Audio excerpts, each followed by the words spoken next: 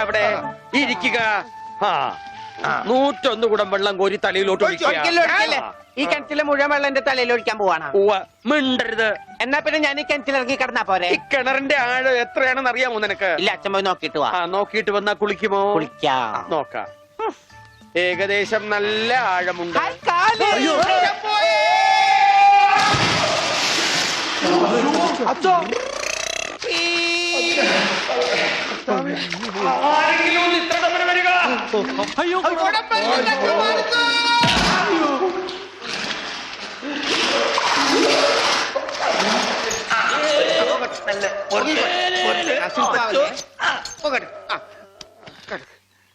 അനക്കല്ലേ ഈ മൺകിരിയുടെ തലേന്നൊന്നും ഊരിക്കോട്ടെ.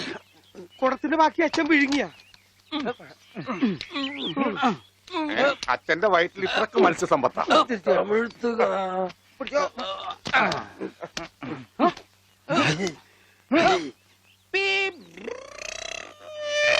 ഇവൻ അങ്ങടെ ഈ ബാണം വിട്ട പോലെ ഓടണത് ആരുടെയെങ്കിലും മുണ്ടരിക്കാനാവും. അവൻ പഞ്ചവർണ്ണത്തിന്റെ മുണ്ടു പറിക്കാൻ പോകും.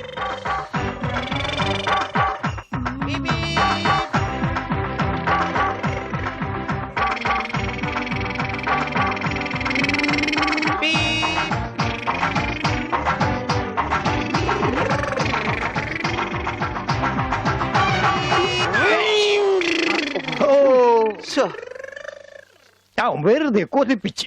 അല്ലേലും ഇവനൊന്നും ആവശ്യത്തിന് ഉപകരിക്കില്ല.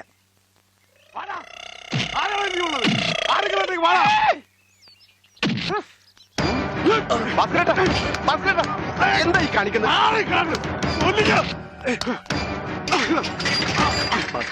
നമുക്ക് അടി കോംപ്രമൈസ് ഇല്ല. അടിയിൽ ഒരു കോംപ്രമൈസ് ഇല്ല. ഈ വര കടന്നു വന്നവരാരും അമ്മയെ കണ്ട് മരിച്ചിട്ടില്ലടാ.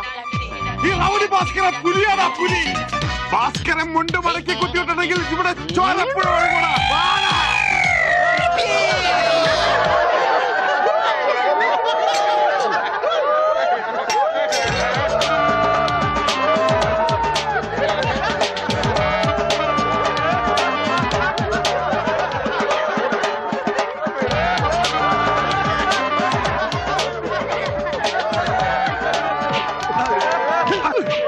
നമുക്ക് കോംപ്രമൈസ് ചെയ്യാം. അടിയിൽ കോംപ്രമൈസ് ഇല്ല ചേട്ടാ. എന്റെ അടിയിൽ കോംപ്രമൈസ് ഇല്ലെന്നാ പറഞ്ഞത്.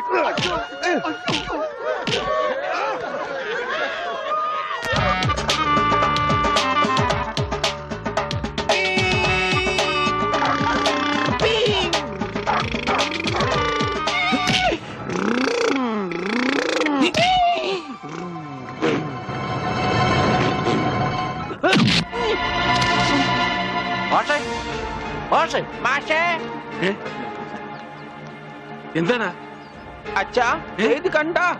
എന്താ ഗോപി? ചെക്കനെ മര്യാദക്ക് വളർത്തിയില്ലല്ലോ, നാട്ടുകാരെ തല്ലുണ്ടു ചാവും.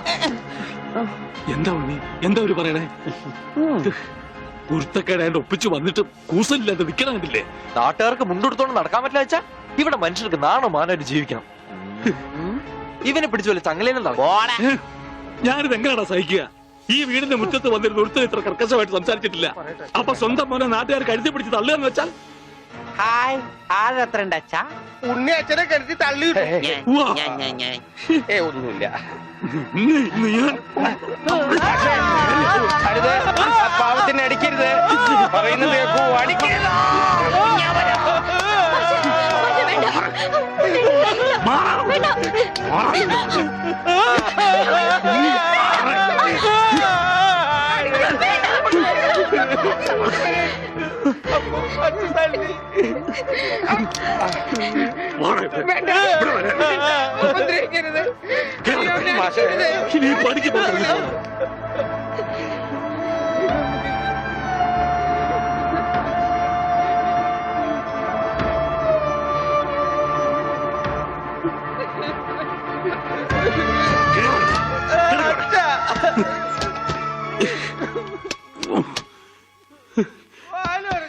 വേണ്ടായിരുന്നു, ഇവനെ കണ്ടു കിട്ടണ്ടായിരുന്നു.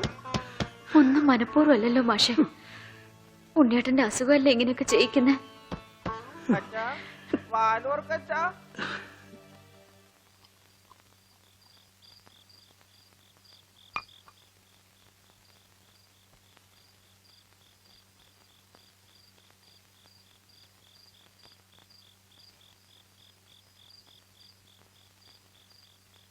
എന്തിനാ ഇങ്ങോട്ട് പോന്നേ? അവിടെ തന്നെ കിടക്കായിരുന്നില്ലേ തമ്പുരാട്ടിക്ക്? അങ്ങനെ ഒരു ആവശ്യം വന്നാ ചിലപ്പോ കിടക്കേണ്ടി വരും. അത്രയ്ക്ക് കടപ്പാടുണ്ട് ആ വീട്ടിനോട് എനിക്ക്. അതായത് നിനക്ക് അവിടെ പോവാണ്ടിരിക്കാൻ പറ്റില്ലാന്ന്. ദേ, അതെ, നീ എന്റെ പെണ്ണ, എന്റെ കൂടെ പുറക്കേണ്ടവള്.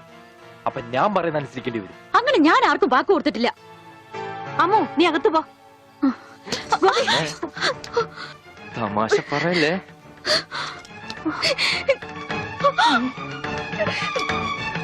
നീ എന്റെ പെണ്ണാണെന്നുള്ളത് നാട്ടുകാരെ അറിയിക്കേണ്ട കാര്യം എനിക്കില്ല. എന്നാലും നാട്ടുകാർ കാണുക എനിക്കൊരു താലി കെട്ടണം. അതിന് എന്നെ കൊണ്ടായില്ലെങ്കിൽ ചാവണതാ ഭേദം, അല്ലെങ്കിൽ നിന്നെ കൊല്ലണം.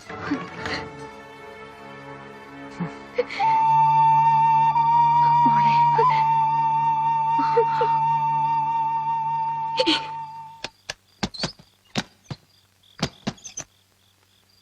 ഉണ്ണി, ഉണ്ണി, അച്ഛാ കൈ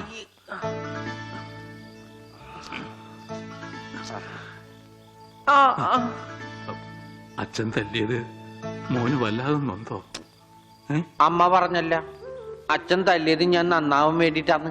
ഞാൻ നന്നായി അച്ഛാ. അച്ഛൻ എന്തിനാ കരയണേ? എന്നെ ഇഷ്ടായില്ലെങ്കി എവിടെങ്കിലും കൊണ്ടേ കളഞ്ഞേക്ക്. എന്താ ഉണ്ണി ഇങ്ങനൊക്കെ പറയണേ? ഇവിടെ ആർക്കാ നിന്നെ ഇഷ്ടമല്ലാത്ത? എല്ലാവർക്കും എന്നെ ഇഷ്ടാണോ? പിന്നെ അച്ഛൻ എന്നെ ഇഷ്ടാണോ? അതെ, സത്യം. സത്യം. എന്നെ എന്നെ പുറത്തു വിടുവോ? എന്തിനാ? വെറുതെ കാണിക്കാനാ? പിന്നെന്തിനാ ഇപ്പൊ പുറത്തു പോണേ? എന്റെ കഴുത്തെ പിടിച്ച് തള്ളിക്കൊണ്ടെന്നില്ലേ? ആര്? ഗോപിക്കുട്ടനോ? ആ, ആ, അവന്റെ മുണ്ട എനിക്ക് പറിക്കണം. എന്നെ അനുഗ്രഹിക്കൂ അച്ഛാ. എന്നെ പുറത്തു വിടൂ, പുറത്തു വിടൂ അച്ഛാ. ഗോപിക്കുട്ടരെ ശരിയാക്കണം.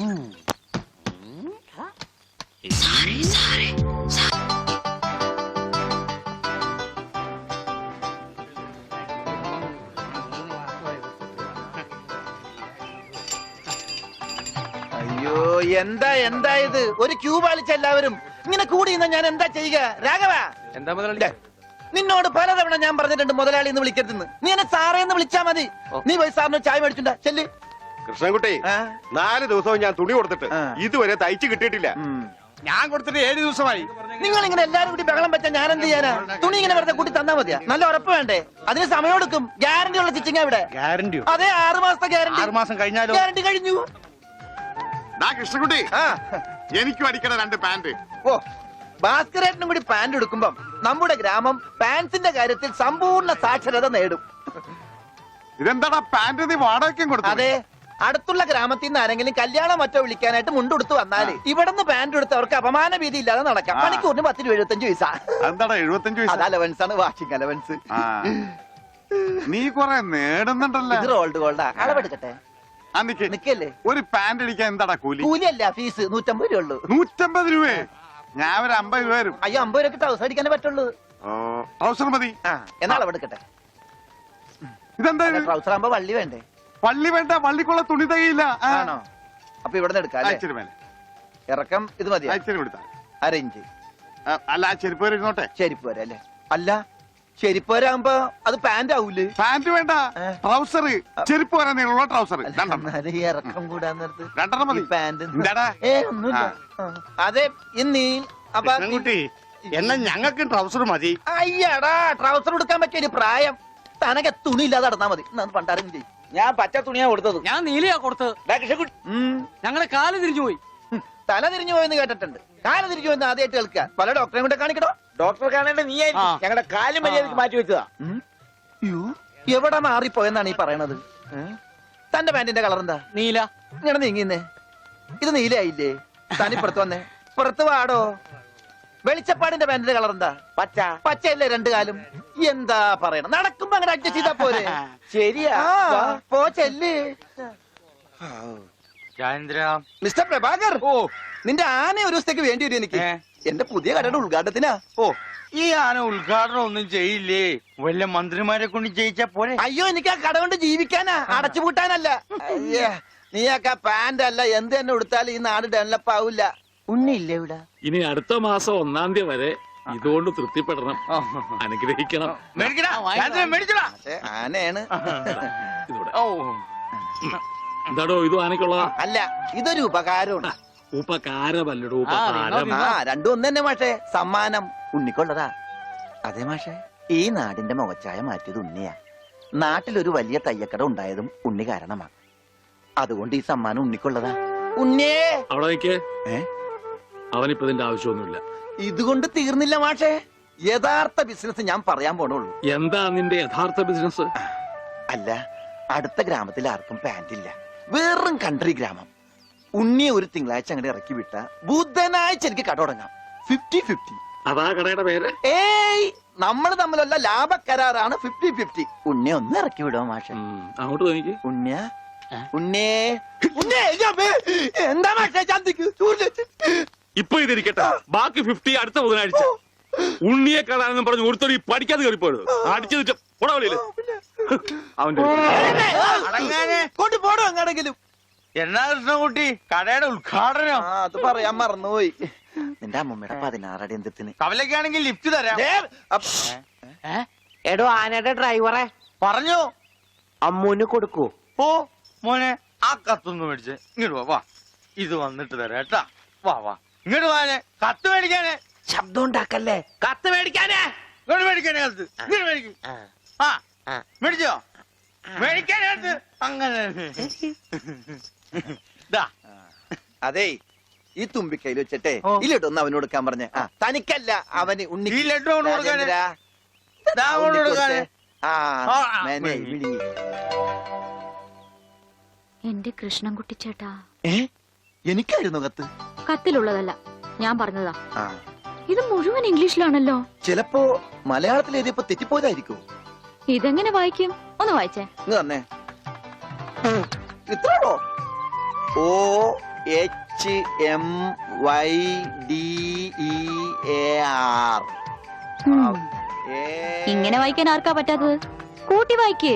ഇത് കൂട്ടക്ഷരമാണ്. ഈ ഡോക്ടർമാർ എഴുതൂലേ അതുപോലത്തെ. ഇത് കൂട്ടി വായിക്കണമെങ്കിൽ ഇംഗ്ലീഷ് മരുന്നിടെ തന്നെ കൊണ്ടുപോകണം. ഇത് ആർക്കാ? അമ്മൂന. പിന്നെ ആരോടും പറയരുത്. അകത്ത് മുതലാളിയോട് ചോദിക്കാൻ പോയതാവും അല്ലേ? ഇത് ആഹാരത്തിന് ശേഷം 3 നേരം. ഇത് വേദനയുള്ളപ്പ കഴിക്കുക. വേദന ആർക്ക്? അപ്പൊ താൻ ഇങ്ങനെയല്ലേ മരുന്ന് കൊടുക്കുന്നത്? ശരിയാക്കി തരാടോ, ശരിയാക്കി തരാ. ഈ കണക്കിന് തന്നെ വിശ്വസിച്ചൊരു പെണ്ണ് ലവ് ലെറ്റർ തന്നാ താൻ അവർക്ക് കൊടുക്കുന്ന വയറിളക്കാനുള്ള മരുന്നായിരിക്കുമല്ല. വന്നേ വന്നേ.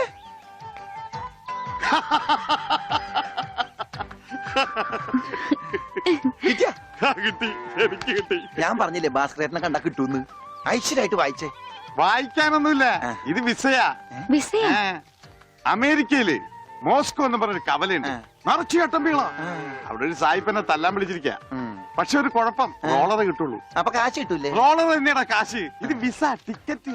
ഇത് ടിക്കറ്റ് വിസയൊന്നും അല്ല, ഇത് ലവ് ലെറ്ററാ, പ്രേമലേപനം. ലവ് ലെറ്ററാ? Who are you? ആരാ എഴുതിയത്? അയ്യടാ, ചേട്ടനല്ല. അത്രക്ക് ദാരിദ്ര്യമുള്ള പെണ്ണുങ്ങളൊന്നും ഈ നാട്ടിലില്ല. ഇതേ നമ്മടെ ഉണ്ണി അമ്മൂന് എഴുതിയ കത്ത. അത് ശരി.